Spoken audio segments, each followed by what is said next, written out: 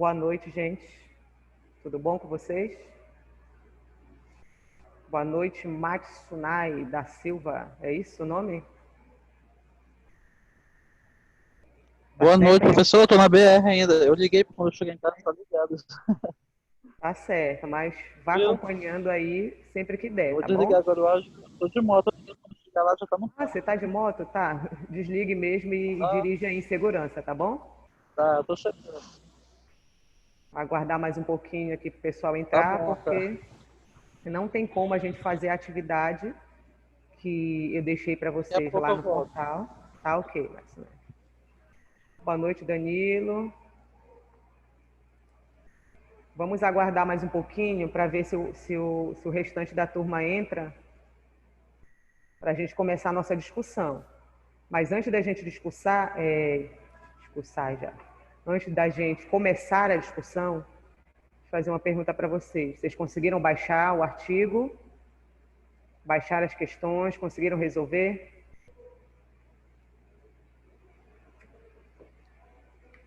Hein, gente? Alguém liga o áudio aí para dar esse feedback, dar esse retorno.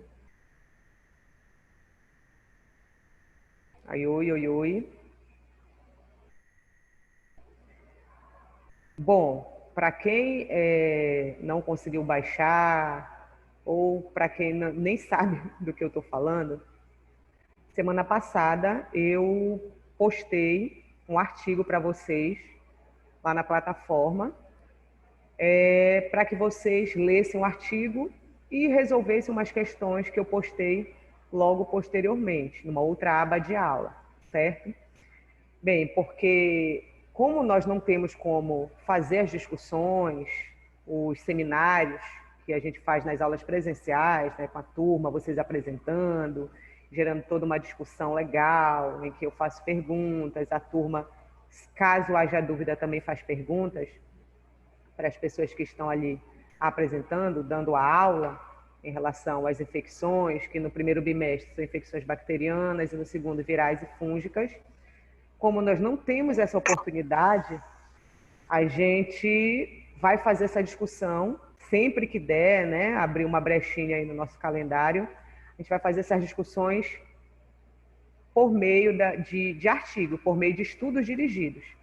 E eu postei esse artigo de infecções bacterianas lá no portal para vocês. Espero que todos tenham conseguido ler, porque é importante que vocês leiam.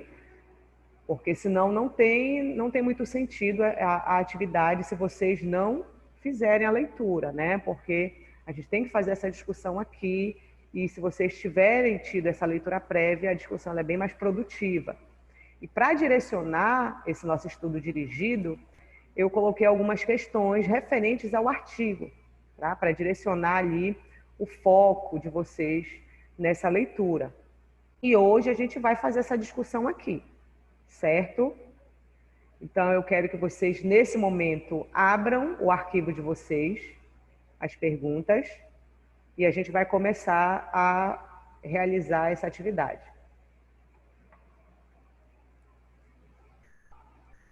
Então, aguardo que vocês baixem aí. Todo mundo já baixou?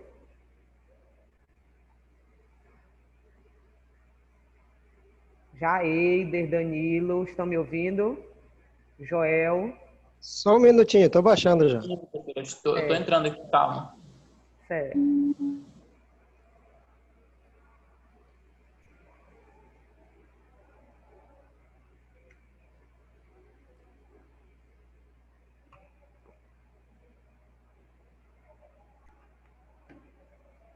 Eu vou compartilhar aqui as questões.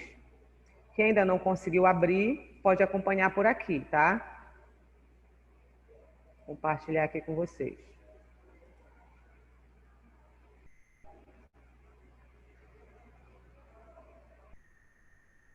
Estão conseguindo ver o compartilhamento? Tá dando para ver, gente? Sim, tá. Tá, então eu quero aí que um aluno ou uma aluna de voz bonita, sei que todos têm uma voz bonita, leiam a primeira questão para a gente. Quem pode ler a primeira questão?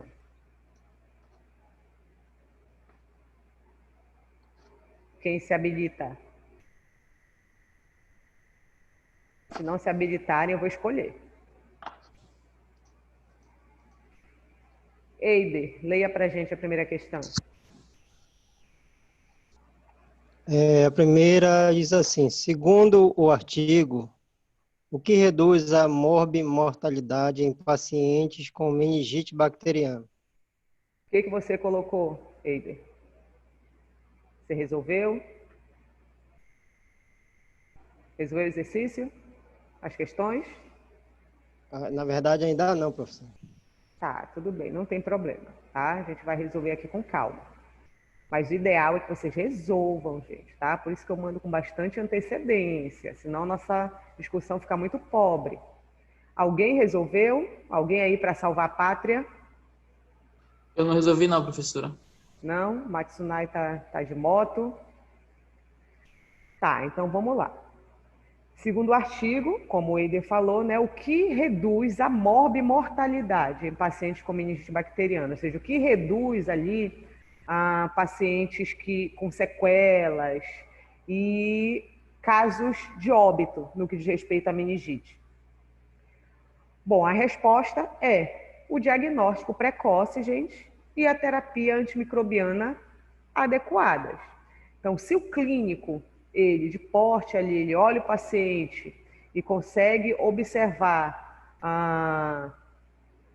os sintomas, né, característicos da meningite, ele rapidamente ele pede logo o diagnóstico, né? Ele já encaminha amostras desse paciente para fazer o diagnóstico, né? Para laboratório. Enquanto isso, enquanto se espera, uma vez que a meningite é uma infecção grave, né? Dependendo ali do tipo de micro-organismo que irá estar causando esse processo infeccioso, o clínico já entra logo também com o quê?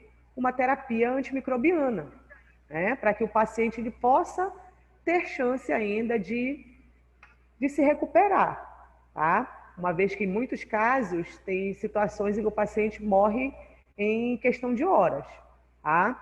Então, o que reduziu muito a mortalidade, a morbidade, né, as sequelas, foi justamente esse diagnóstico precoce, tentar realizar o diagnóstico o mais rápido possível e já iniciar a terapia antimicrobiana, claro que não de forma inadequada, não de forma irresponsável, né? Um clínico, um infectologista com experiência, ele, como recebe muitos pacientes ali no laboratório dele, apresentando sintomas semelhantes, ele já começa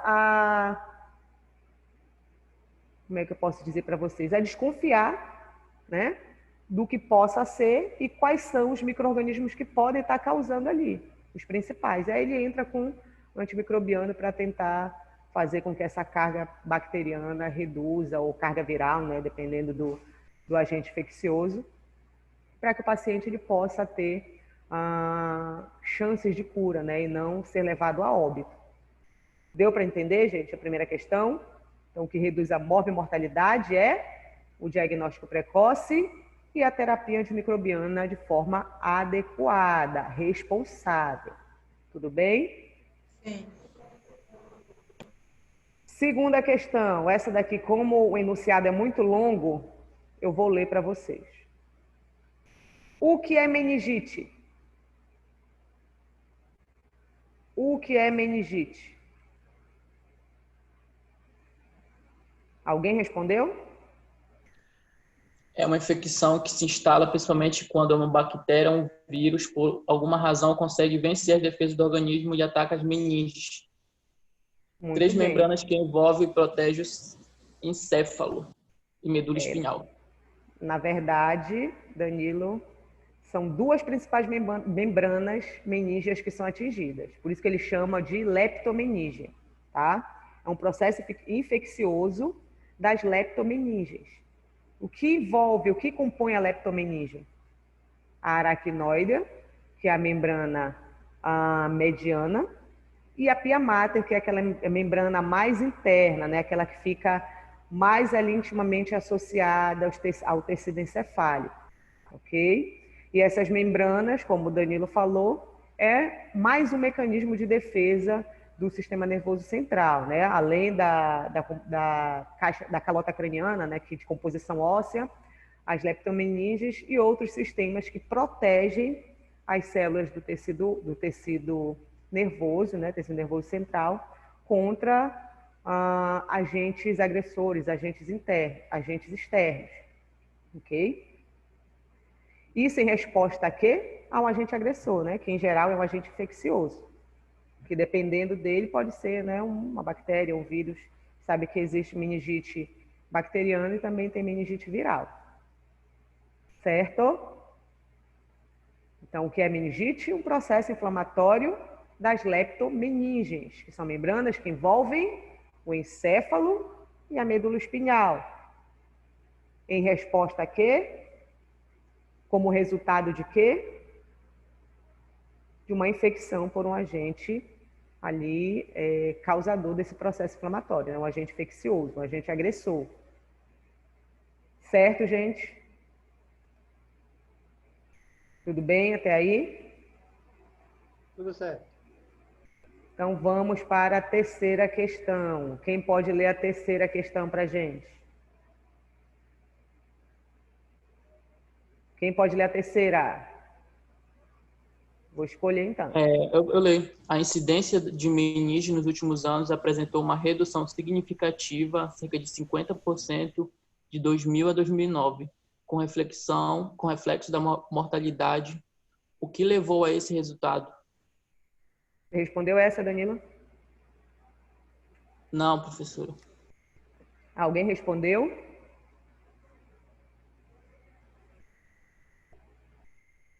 Não, ninguém. Olha, das 3 turmas, a turma de vocês foi a que menos respondeu o exercício, tá? Que menos está participando.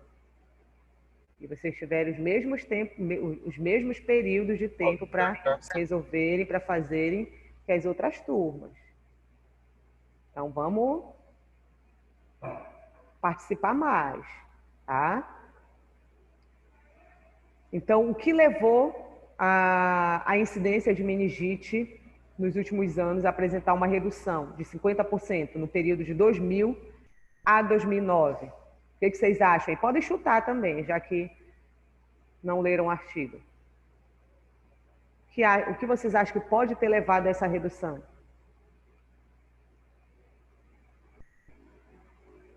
Alguém para salvar a pátria? Não?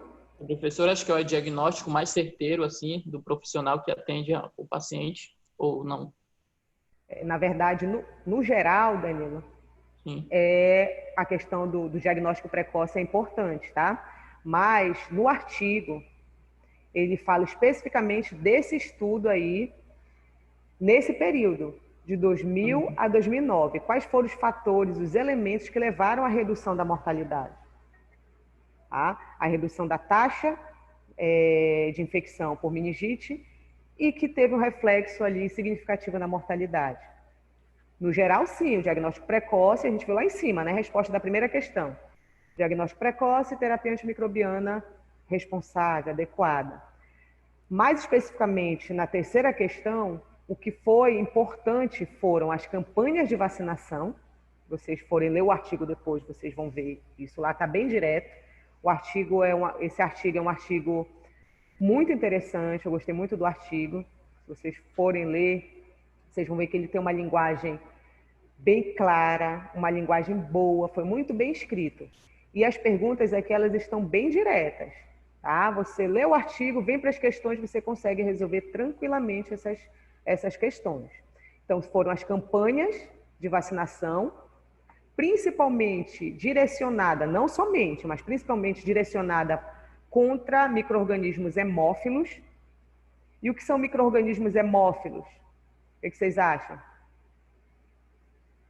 Estão diretamente na corrente sanguínea?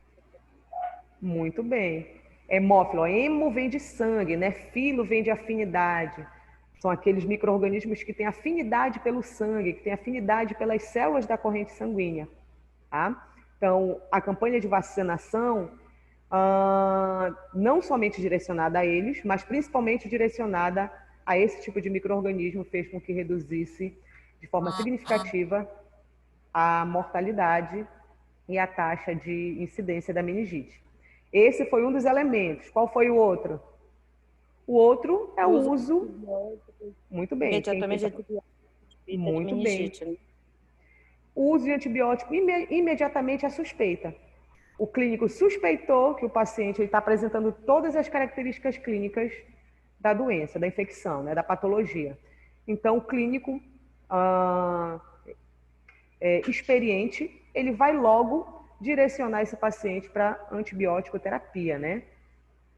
Não precisa nem ter um diagnóstico confirmado, professora, né? Não que não precise. Quem é que está falando? Odete, professora. Beth. Odete. Odete, não que não precise, precisa sim. Precisa, Só que né? como a meningite, ela é uma doença grave, né? Às vezes não dá tempo do médico esperar o diagnóstico, que pode durar 4 dias, pode durar uma semana, se for cultura pode demorar um pouquinho mais, certo? Então, para que esse paciente possa ter chance de recuperação, chance de vida, claro que não é qualquer médico, né? Eu não vou levar para um clínico geral ali, que não tem tanta experiência,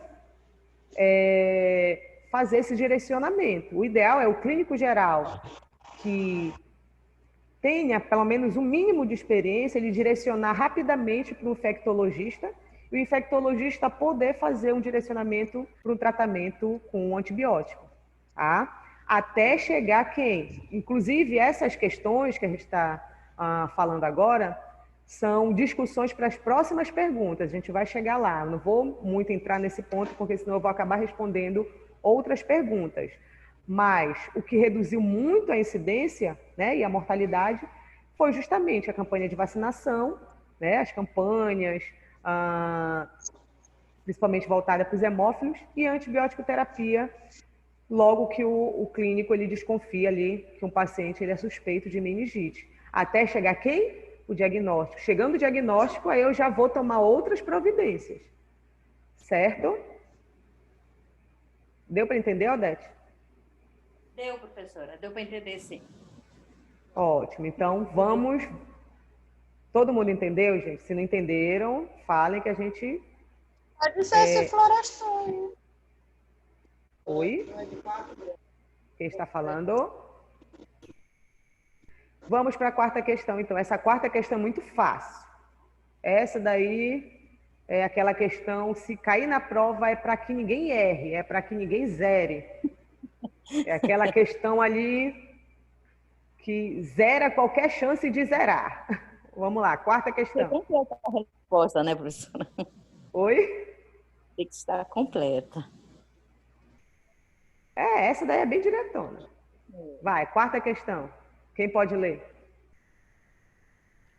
Quais são os micro-organismos causadores mais comuns da meningite?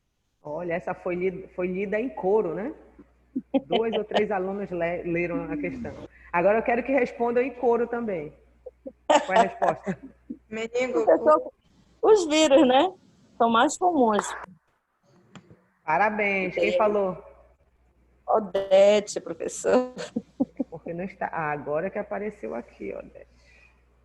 Muito bem, são os vírus. Tá? Os vírus são os principais micro-organismos causadores de meningite. Tá? A infecção, a meningite vira... Oi. Mas aí, seguindo a resposta lá, que diz assim, a vírgula, né? Porém, as meningites bacterianas são de maior relevância. Aí, qual seria uma diferença aí de causa? Relevância? Relevância. Eu já ia entrar nesse ponto. Os vírus são os principais causadores, ou seja, se você for fazer uma amostragem ali de diagnóstico de vários centros de saúde, você veria que a maioria dos casos de pacientes que foram diagnosticados com meningite foram causadas por vírus, tá? A gente está falando de incidência maior, os maiores causadores. Mas quando a gente fala da questão de gravidade, a meningite bacteriana, ela é mais relevante porque ela é mais grave. Ela é causadora, ela pode deixar mais sequelas. A meningite bacteriana são as que mais podem levar a casos de mortalidade, tá? Por isso elas são mais relevantes, tá? Mas quem causa mais meningite são os vírus. Deu para entender agora, Odete? Deu, professora. Deu? Tá, então essa não estava facinho? Estava bem direta aí. A Odete pegou já o artigo, já conseguiu logo identificar ali a resposta. Vamos para a quinta questão. Quem pode ler a quinta? Cadê essa também uma diferente também essa semana? Não tinha. Agora eu me lembrei. 22 exemplos de micro-organismos causadores comuns mais frequentes de meningite bacteriana na faixa etária de 0 a 1 mês. Calma, E 3 Danilo, exemplos... calma, Danilo, calma. Você está lendo a sexta. A sexta, tá. É a quinta, Danilo, é a quinta. No que diz respeito à patogenia, o que resulta a meningite bacteriana? O que resulta, gente? Ou seja, o que leva a meningite bacteriana? O que leva? Eu escrevi que Infecção por resulta bactéria? a disseminação hematogênica de micro-organismos. Não sei se seria essa a resposta.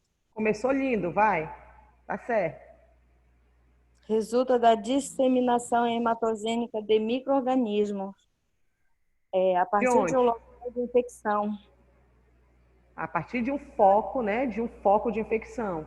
Pode ser próximo ou pode ser distante do local alvo da infecção, que são as membranas leptomenígeas, né? Certo. Complete, Odete, a questão. Aí, mais adiante, estava assim, a bacteremia costuma precedê-la ou ocorrer concomitantemente. Aí, a colonização bacteriana da nasofaringe com um Não, pode parar aí. Não, a resposta ela fica até aí. Depois ele só vai destrinchar mais, entendeu? Ele só vai destrinchar a questão. Mas a resposta é disseminação hematogênica. O que quer dizer disseminação hematogênica? Mais uma vez aí. Sangue, né? Hematogênico? Hemato é sangue, né? Hemato, sangue, ou seja, a disseminação através da corrente sanguínea a partir de um foco de infecção. Sendo que a bacteremia, ela precede esse evento. E o que é bacteremia? Para isso a gente tem que conhecer o que é bacteremia. Vocês foram pesquisar para saber o que é bacteremia? Não, professor, eu ia pesquisar, mas o meu computador deu um bug. Tá. Bacteremia é presença de bactéria no sangue. Tá? Isso que é bacteremia, presença de bactéria no sangue. Para que possa ocorrer uma disseminação de bactéria no sangue, né, hematogênica, eu preciso ter bactéria no sangue. Então, a bacteremia, ela vem antes ou ela vem junto, concomitantemente, ao mesmo tempo. Certo? Deu para entender? Às vezes ocorre ali a bacteremia, né, lá no local, no foco infeccioso, aí as bactérias começam a fazer o quê? Proliferar. Elas proliferam e começam a se disseminar. Né? A se disseminar por todo o corpo, chegando, né, nas leptomeninges, causando todo esse processo inflamatório que caracteriza a meningite. Deu para entender, gente? Quinta questão? Sim. Então, o que leva a meningite, o que resulta a meningite? Disseminação hematogênica, tá? De micro-organismos. Agora sim, Danilo, a sexta questão. Quem pode ler a sexta questão? Eu leio. Cite 2 exemplos de micro-organismos causadores comuns mais frequentes de meningite bacteriana na faixa etária de 0 a 1 mês e 3 exemplos na faixa etária de 1 a 3 meses. E aí, quem respondeu essa? Ninguém respondeu essa? De 0 a 1 mês é o Streptococcus agalactiae. Agalacti. Streptococcus agalacti. O que mais? Quero 2 exemplos desse. Listeria monocitogênese, professora. Muito bem. Listeria monocitogênese. Tem outros, né? Mas só queria 2 exemplos desse. E de 1 a 3 meses? Repete, eu coloquei esses mesmos 2, professor, que de 1 a 3 meses também. Tá certo, só que eu quero 3, né? Eu quero mais um. Escherichia coli? Escherichia coli, a famosa Escherichia coli, lá que você toma aquela água não tratada, acaba tendo, né, aquele problema lá estomacal. Mas a Escherichia coli não causa só problemas estomacais, ela é bem conhecida por causar problemas estomacais. Ela pode causar também meningite, se E atingir professora, as leptomeninges. Oi, oi. eu queria saber por que Ah, esses três micro-organismos, se for ver, ele dá de 0 a 3 meses, né? 3 meses. 0 a 1 mês e o outro de 1 a 3 meses. Mas são os três, né? Os mesmos. Não, não são os mesmos, Não? tá? Alguns se repetem, mas É, tem dois, não, por ele se exemplo, repete. lá no 0 a 1 mês, nós temos a Klebsiella também, né? Klebsiella SP, porque são várias espécies de Klebsiella que podem estar causando a infecção. E outras gram negativas, né? Isso, e algumas bactérias gram-negativas. Aí, quando você chega a 1 a 3 meses, o que que tem ali de diferente? Tem o Haemophilus e influenza B, né? E a E a Streptococcus Streptococcus pneumoniae. Isso. pneumoniae, isso. Pneumonia. Como ele chegar, mas professora, como ele chegar nessa conclusão? Fazendo experimentos, né? Pegando amostragens de pacientes nessas faixas etárias, né? De várias, na verdade, faixas etárias, e eles observaram que de 0 a 1 mês, quem eram os micro-organismos que mais causavam infecção nesses pacientes? Esses aí que foram listados, né? Streptococcus agalacti, Listeria monocytogenes, Escherichia coli, Klebsiella e algumas bactérias gram-negativas. Quando eles foram analisar a faixa etária de 1 a 3 meses, o que eles viram? Que os micro-organismos que causavam infecção nessa faixa etária eram alguns que se repetem lá no 0 a 1 mês e ainda eles encontraram também quem, gente? Em grande frequência, a Haemophilus influenza B e o Streptococcus pneumoniae. Tá? Essa resposta aí está lá numa tabelinha, lá na tabela. Foi lá que você tirou, não foi, Odete? Foi dela mesmo.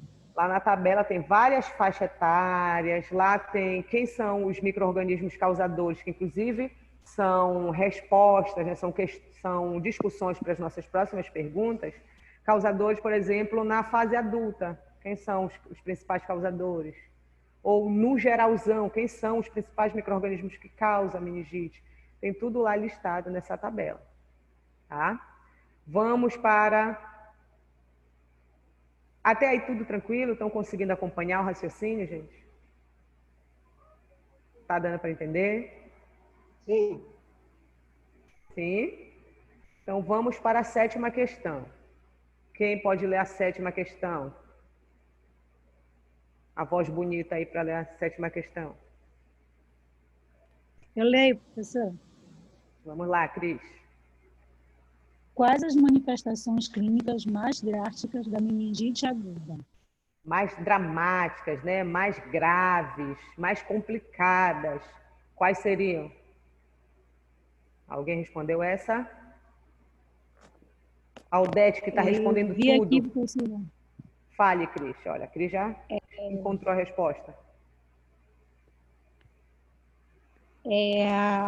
Existem dois padrões de apresentação, né? A apresentação mais drástica e, felizmente, menos comum é o início súbito, com manifestações rapidamente progressivas de choque, púrpura, coagulação intravascular, disseminada e redução do nível de consciência, resultando em uma morte dentro de horas.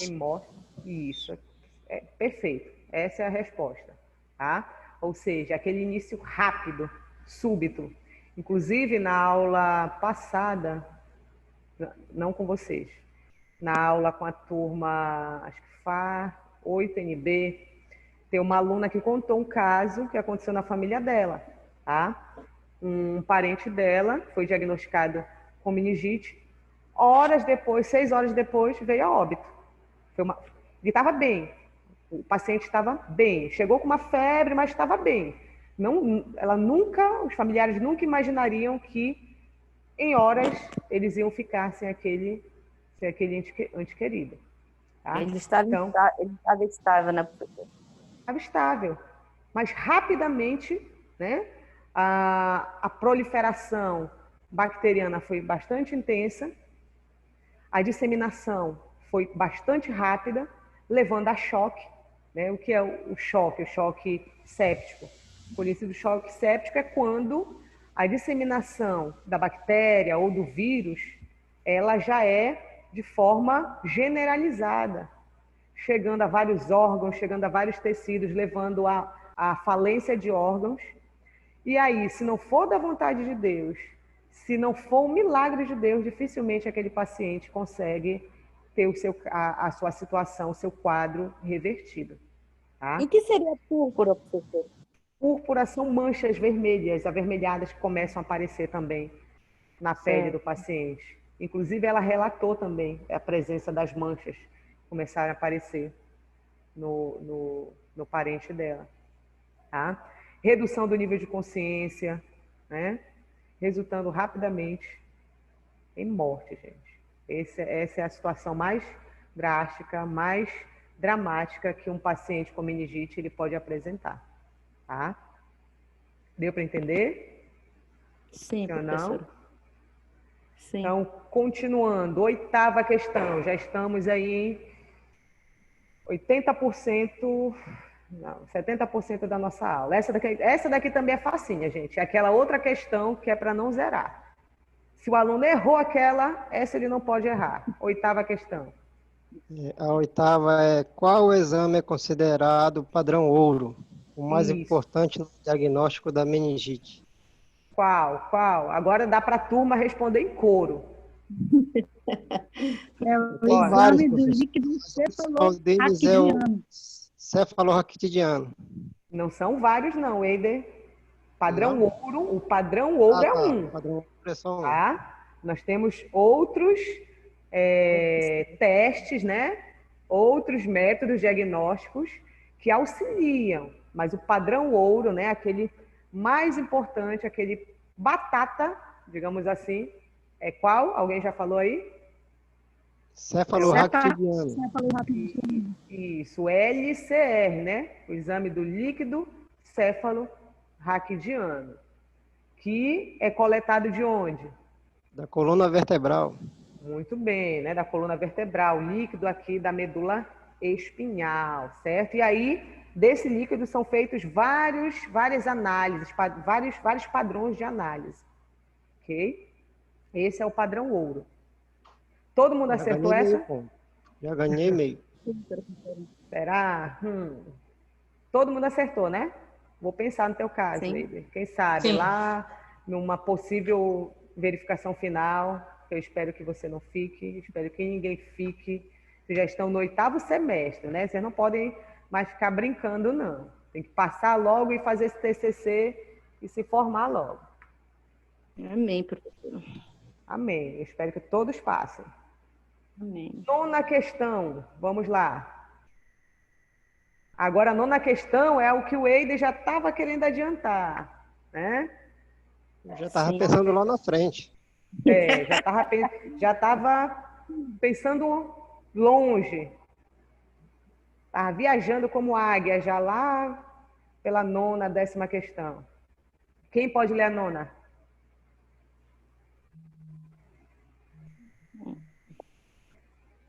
Quem? Quais os outros testes laboratoriais que devem ser realizados para o auxílio do diagnóstico e avaliação do comprometimento sistêmico em pacientes com suspeita de meningite? Isso. Quais são os outros testes laboratoriais para auxiliar, né, o diagnóstico? Hemoculturas, hemograma completo, eletrólitos, glicose, função renal e da coagulação. Muito bem. Todos esses, professor? Isso, muito bem. Quando o clínico ele quer realmente ter aquela certeza, né, fechar, ele faz o líquido cefalorraquidiano, vai esperando lá o resultado e pede também esses complementares. E aí ele faz uma associação, né, dos padrões que são característicos de pacientes com meningite bacteriana ou com meningite viral, né? Aqui ele está falando de quem? Com meningite, né? Deve ser realizada paciente com suspeita de meningite. Ele não está especificando se é viral ou bacteriana. mas os mesmos testes servem para ambos micro-organismos, certo, gente? Então, os outros testes que auxiliam são a hemocultura. E o que seria a hemocultura? O que é a hemocultura? Mais uma vez, hemo vem de quê? Coleta de sangue. Sangue. Tá, coleta de sangue não. Que é Cultura hemocultura. do sangue? Cultura do sangue? Isso, cultura de células sanguíneas. Tá? Eu pego lá a amostra de sangue do paciente, coloco no ambiente específico que proporcione o crescimento, né, do micro-organismo, caso ele esteja ali, levo para uma estufa, num ambiente preparado, né, de umidade, temperatura, e aí eu vou esperar uma semana, alguns dias para, dependendo do micro-organismo, às vezes pode demorar até um mês, dependendo do micro-organismo. Estou dizendo que especificamente esse deva ser assim. Isso o clínico, ele conhece, né? Ele conhece o micro-organismo, ele conhece o período de acompanhamento dessa cultura, tá? Mas é a cultura de células sanguíneas para verificar o quê, gente? A presença de micro-organismos ali no sangue, certo? Estou desconfiando que esse paciente ele está com infecção bacteriana que esteja causando essa possível inflamação, essa possível processo infeccioso inflamatório nas meninges dele. E aí eu vou fazer o cultivo e depois eu vou observar para ver se houve crescimento, se houve contaminação ali daquela amostra, daquele material, certo? Para verificar o quê? A presença de micro-organismos na corrente sanguínea. E, em geral, esse teste ele tem 50% de positividade, né? De sensibilidade. O outro teste que é feito é hemograma, para avaliar os padrões ali de anticorpos, de células, de glóbulos brancos, né? Os padrões característicos da infecção por meningite. Eletrólitos, para ver como é que está o nível de eletrólitos desse indivíduo, como é que está a hidratação dele, como é que está todo esse processo. Glicose, quando o clínico vai avaliar a taxa de glicose, ele espera, caso o paciente esteja com a infecção causada por bactéria ou por vírus, causando a meningite bacteriana ou viral, o que se espera, gente, da taxa de glicose do paciente? Nós temos uma taxa basal de glicose na nossa corrente sanguínea, tá? Pessoas em condições normais, claro. E aí, um paciente que esteja com um quadro infeccioso, o que vocês acham, principalmente se for bactéria? O que vocês acham que acontece com a taxa de glicose desse paciente? Ela vai estar reduzida. Muito bem, vai estar reduzida. Por quê? Se eu tenho ali uma grande quantidade de bactérias, elas querem o quê? Comer, né? Elas querem se nutrir. E a glicose é um nutriente muito solicitado por bactérias. Elas gostam muito de açúcar, gostam muito de glicose. Algumas, né? Tem outras que preferem outros tipos de polissacarídeos. E aí elas vão começar a consumir a glicose, diminuindo a taxa de glicose. E isso também vai ser um indício, né? Um padrão a ser também observado, analisado pelo clínico. Ok, gente? E por que ela precisa se nutrir? Para proliferar. Ela precisa formar várias outras bactérias, né? A intenção dela é aumentar a população ao máximo que ela puder. Certo? Verificação da função renal e de coagulação, que também são padrões típicos para analisar ali o paciente que esteja comprometido. Deu para entender, gente? Nona questão? Sim ou não? Sim, professor. 10ª questão. Vamos lá, quem pode ler a 10ª questão?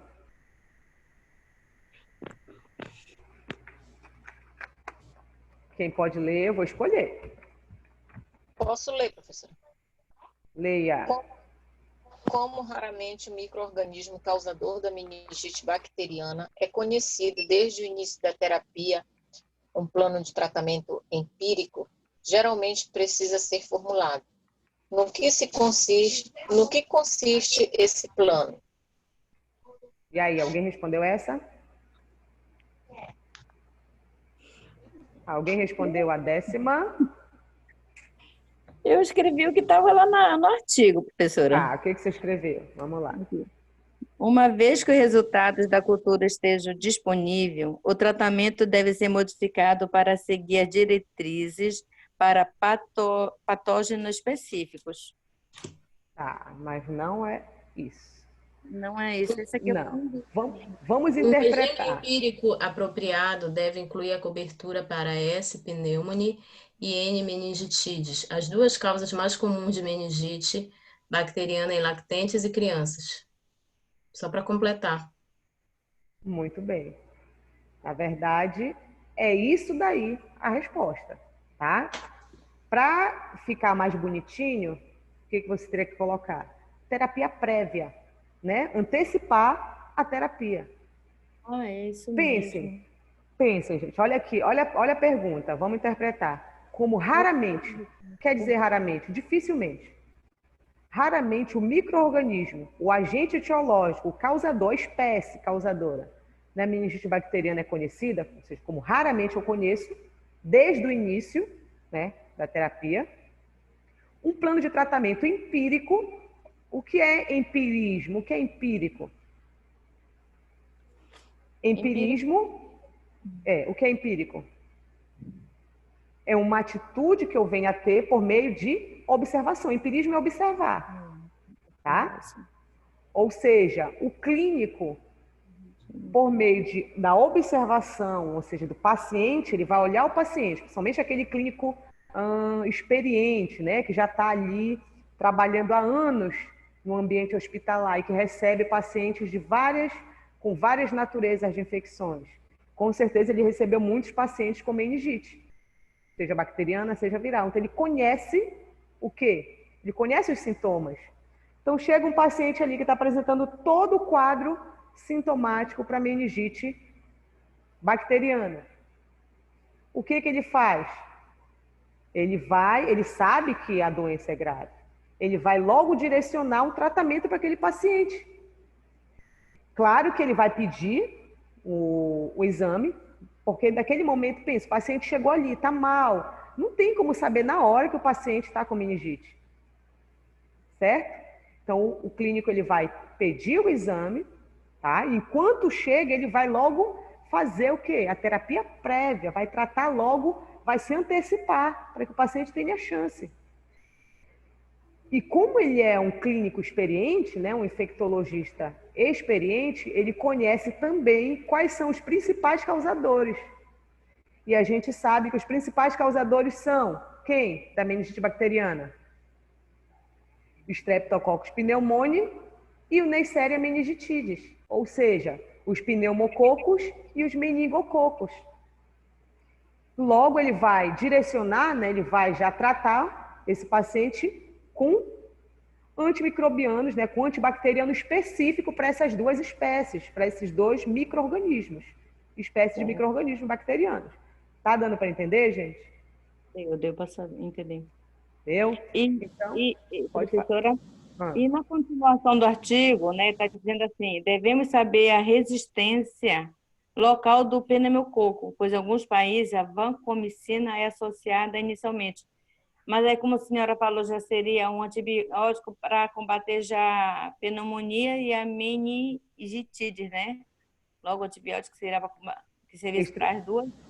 Isso, porque esses dois micro-organismos, eles são os principais causadores de meningite, geral, tá? Geralmente, um paciente que procura uma consulta, né? Procura lá o médico, e se ele está com sintomas específicos para meningite, em geral, quando o diagnóstico chega, ou é Streptococcus pneumoniae, ou é Neisseria meningitidis. Eu estou falando em geral, eu não estou dizendo que sempre será, tá? A gente sabe que tem outras espécies de bactéria que causam, mas as mais frequentes são quem? Streptococcus pneumoniae e Neisseria meningitidis. Então, como o clínico sabe disso, ele já vai logo fazer um tratamento direcionado para essas duas espécies bacterianas. Deu para entender, gente? Sim. Isso antes de chegar ao diagnóstico, né? O tratamento empírico, é o tratamento baseado na observação clínica do paciente, ok? Enquanto o resultado do exame não sai. Já direcionou o paciente para fazer vários exames, o LCR, para complementar a hemocultura, né? Glicose. Enquanto não chega, eu não vou deixar meu paciente ali morrendo. Enquanto eu já tenho uma ideia do que possa ser. Não tenho certeza, mas eu tenho uma ideia muito grande de que possa ser a meningite. Certo, gente? Então, a resposta é o quê? Terapia prévia do paciente suspeito de meningite bacteriana, com antimicrobianos que tenham efetividade nos dois principais micro-organismos causadores desta infecção, que são quem? Streptococcus pneumoniae e Neisseria meningitidis. Ok? Agora, clareou a mente aí? Sim, professora. Então, vamos para a 11ª. 11ª questão. Vamos lá, quem pode ler? Vou ler. Em que momento a terapia antimicrobiana específica é recomendada, resultando em alterações na terapia empírica? E aí? Fácil essa também, né, gente? Essa daí é basicamente o complemento do raciocínio da décima questão. Uma vez que o agente causal é conhecido, a terapia antimicrobiana empírica pode ser alterada em conformidade. É isso, professora? Muito bem, perfeito. Lá em cima, por que eu fiz o tratamento com antibacterianos para Streptococcus pneumoniae e para Neisseria meningitidis? Porque eu não sabia, mas eu sei que esses são os principais causadores. Eu não conhecia o agente etiológico, tá? Eu ainda não sabia. E aí o resultado do exame do paciente chegou. E se nesse resultado, gente, imaginem que o causador não seja nenhum nem outro. Seja lá o Streptococcus agalacti. O que eu vou fazer? Eu, como uma infectologista experiente e responsável, eu vou interromper o tratamento com aqueles antibacterianos e já vou começar o tratamento específico, porque agora eu já sei quem é o agente etiológico. Eu vou fazer um tratamento com antibacteriano específico para quem? Para o Streptococcus agalacti, se esse for o causador. Tá? Então, em que momento a terapia antimicrobiana específica é recomendada, gente? Resultando em alteração na terapia empírica, naquela onde eu ainda não sabia quem eram os causadores, mas que eu desconfiava que era meningite. No momento em que eu conheço o agente etiológico. No momento que eu conheço quem é que está causando. Certo? Deu para entender? Sim, professora. Sim mesmo? Sim, professora, deu sim. Tá, então, aí eu posso, de repente, né, eu nem preciso interromper, porque já pensou, na verdade, se forem os dois, eu não preciso interromper, mas se for, no caso, Streptococcus pneumoniae, eu paro com antimicrobiano específico para quem? Para Neisseria meningitidis, e mantenho só Streptococcus pneumoniae. Deu para entender? Sim. Se Mas não era Streptococcus... Mas aí, professora, esse antibiótico, o paciente já estava fazendo o tratamento, como é que as pessoas falam? Eu não ia fortalecer a bactéria, ela nem fica resistente para outra medicação? Se poderia selecionar bactérias resistentes? É um risco que se corre, né? Se corre o risco, porque o médico está ali, ele está ali justamente numa situação em branco. Ele não tem exame nenhum, ele não fez antibiograma no paciente, ele não sabe. Mas o paciente está ali apresentando características de meningite. Para tentar dar uma chance para esse paciente, ele já inicia a antibiótico-terapia, mas pede logo os exames. Chegando os exames, ele conhecendo o agente etiológico, ele pode manter a terapia ou interromper e começar a específica. Deu para entender? Certo.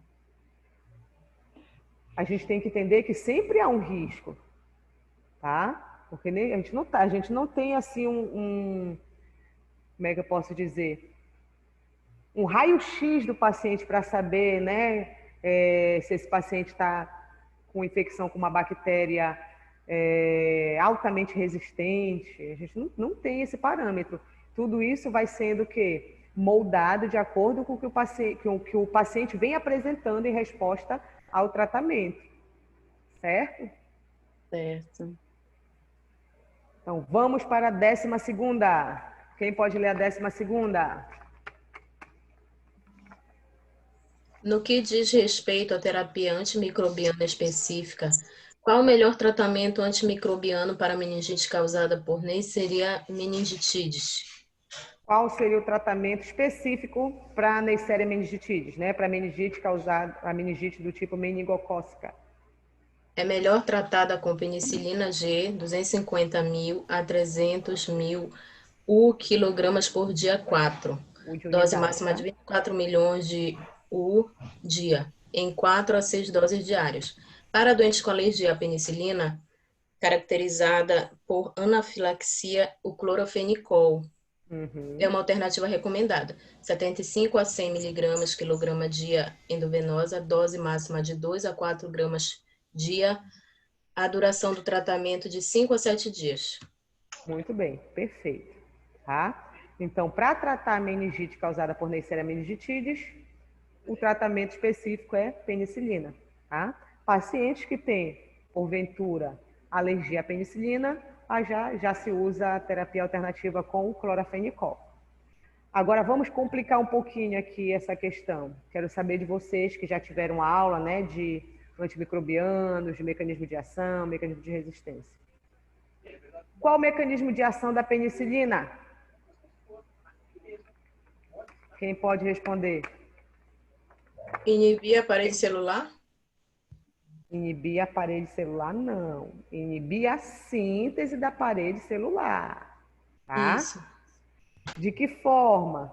A resposta começou bonita, mas não está completa, tá? O mecanismo de ação é como isso acontece. Inibe a síntese da parede celular, beleza. Como? Como é que ela inibe a síntese da parede celular? Esse é o mecanismo de ação. Como? Hein? Inibindo a enzima transpeptidase. E o que a enzima transpeptidase faz? Ela participa da síntese da parede celular, né? Ela realiza o que, gente? A ligação da cadeia lateral de tetrapeptídeos. Isso, da cadeia linear lá dos glicanos. Ela que faz essa ligação. Como a penicilina vai lá e inibe ela, não tem ligação. Não tendo ligação, a membrana fica fragilizada e a bactéria entra em lise celular. Certo? Relembraram aí? Sim. E agora o mecanismo de ação do clorofenicol, qual é? Não sei. Não estou... Olha, a prova está chegando. Não Vocês já receberam o calendário de prova? Ainda não. Ainda não? Brevemente, então, vocês Mas vão receber. A tua já está, né? Oi? A tua já está, né? Aparecendo. Ah, minha prova que vocês estão falando? Isso. Mas vocês sabem quando vai ser minha prova? Já está lá no portal. Dia 28, né? Isso, dia 28. Semana que vem nós teremos a nossa revisão, tá? Não faltem a nossa revisão, certo? Quem não faltar a revisão vai tirar 10. Opa. Quem faltar a revisão vai tirar 1 ou 0. Ah, meu pai. Somado com o trabalho, né? Talvez cresça um pouquinho. Mas não vai se dar bem, isso é praga. Praga de professor pega. Você está amarrado.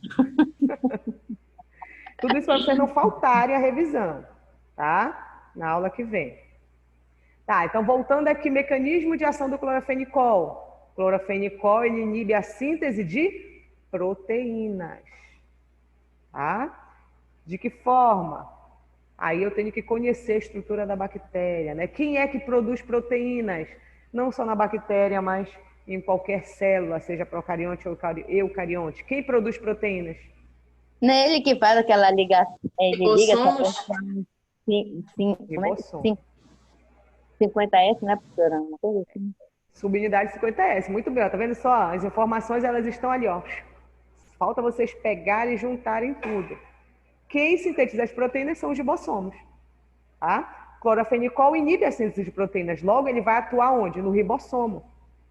Especificamente onde? Na subunidade 50S. Isso. O ribossomo bacteriano, ele tem quantas subunidades? 2, 50S e a 30S. Ele vai agir na 50S. Quando o clorofenicol se liga à subunidade 50S, o que acontece? Ele inibe a ligação peptídica entre os aminoácidos da cadeia de polipeptídeos, né? Da proteína ali que está se formando. Ele não deixa o quê? A ligação peptídica acontecer entre os aminoácidos. Certo, gente? Certo. Tá rindo, é? Tá dando medo. Não sinta medo, só estude. Tá tudo aqui o que vocês precisam para estudar. Lá no portal, revisem as aulas, o exercício. 13ª questão, vamos lá. Quem Qual pode tipo de ler? meningite evolui mais rapidamente para a cura? A Qual? meningite meningocócica. Quem respondeu? Odete? Não, foi a outra Lígia. colega. Quem? Lígia. Muito bem, Lígia, parabéns. É a meningite meningocócica. É aquela que o paciente consegue se recuperar mais facilmente, dentre as meningites bacterianas, tá? Com essa, o paciente consegue evoluir melhor para a cura. Agora, outra pergunta para você, Lígia. Dentro dessa pergunta, quem é o agente etiológico que causa a meningite meningocócica? O que você acha?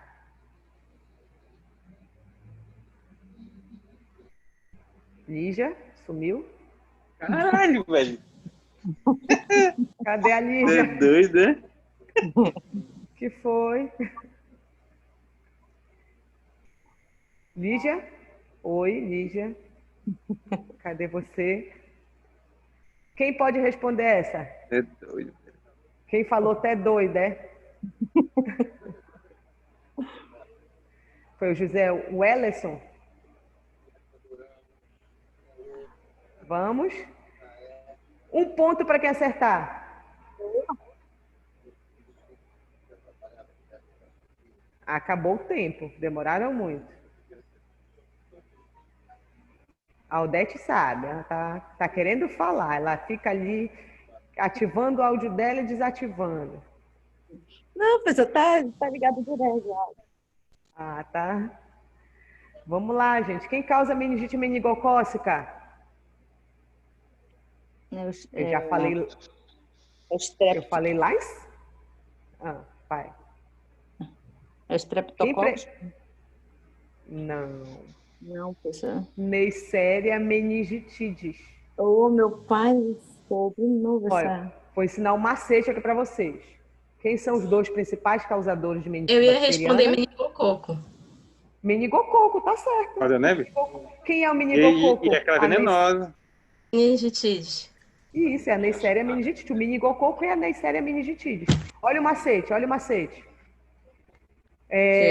Pneumococo, olha, pneumococo. Lembra de quê? Streptococcus pneumoniae. Streptococcus pneumoniae. Então, quem é o pneumococo? Streptococcus pneumoniae. Ela é o agente etiológico, tá? É a espécie. Meningococo, lembra o quê? Meningitidis. Então, Neisseria meningitidis. Tá? Então, quem causa a meningite meningocócica é a Neisseria meningitidis, também conhecida como meningococo, tá? Por ter esse meningitide ali no epíteto específico. Quem causa a meningite pneumocócica é o pneumococo. Quem é o pneumococo? O Streptococcus pneumonia. E aí, ficou mais fácil agora? Já escrevi do lado aqui da resposta. Então, vamos lá. Está terminando. Agora, as perguntas estão muito fáceis. Do tiro aí. Ah, 14ª questão. 14ª. Quem pode ler? 14ª questão. Quem pode ler? Deixa eu chamar Qual a alguém taxa aqui. geral de meningite bacteriana em crianças de países desenvolvidos e de países em desenvolvimentos? O que você colocou, Débora? Professora, nisso aqui eu fiquei em dúvida porque aqui está falando qual a taxa geral de meningite. E aqui no texto está falando a mortalidade geral para a meningite. Aí, não sei se a resposta seria a mesma. Qual é a resposta que está aí? Olha, porque aqui no artigo diz assim, a mortalidade geral para a meningite bacteriana em crianças é de aproximadamente 4,8% nos países desenvolvidos e de 8,1% nos países em desenvolvimento. A taxa de mortalidade? Lá de Minas, lá na minha cidade. Aí a pergunta está, qual a taxa geral de meningite bacteriana Só que demorou a escorrer. Então, posso ter comido, se é assim que está no artigo. A namorada dele é tá? em algum lugar, mas a namorada dele é de Fortaleza. José Welleson, desative seu áudio. Foram já os últimos... Aí eu fiquei em dúvida nessa 14ª, porque aqui no texto está falando da mortalidade geral para a meningite bacteriana. A mortalidade geral. No artigo então, então se está assim no artigo, eu posso ter comido alguma palavra aqui na pergunta, mas essa é a resposta mesmo, tá? Que diz aí 4,8, né, em países desenvolvidos. E quantos em países em desenvolvimento? 8,1%. Isso, 8,1% em países em desenvolvimento. Muito bem, essa é a resposta, tá, gente? Observe lá no artigo que a Odete está observando que está lá a taxa de mortalidade. É só vocês acrescentarem na pergunta, então, taxa de mortalidade, tá bom? Taxa geral de mortalidade. Isso. Por que vocês acham que em países desenvolvidos a taxa de mortalidade é menor do que em países em desenvolvimento? O que vocês acham?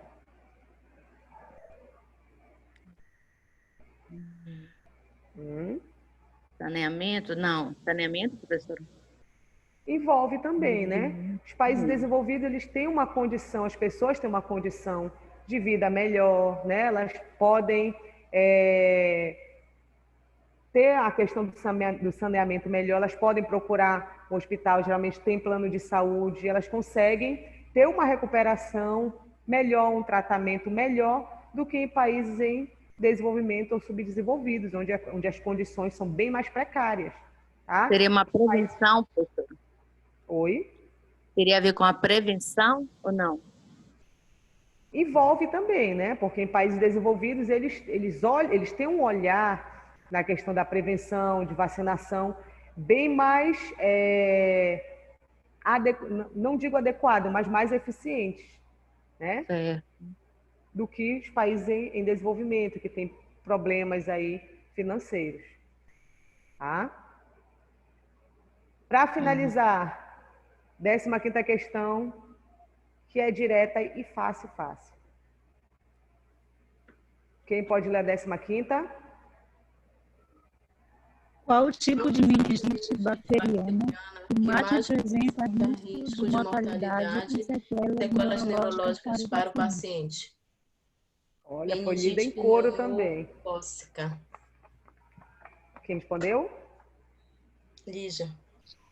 Muito bem, Lígia. Meningite pneumocócica. Então, essa é a espécie, é o tipo de meningite que causa mais sequelas neurológicas, que tem um risco de mortalidade bem maior, tá?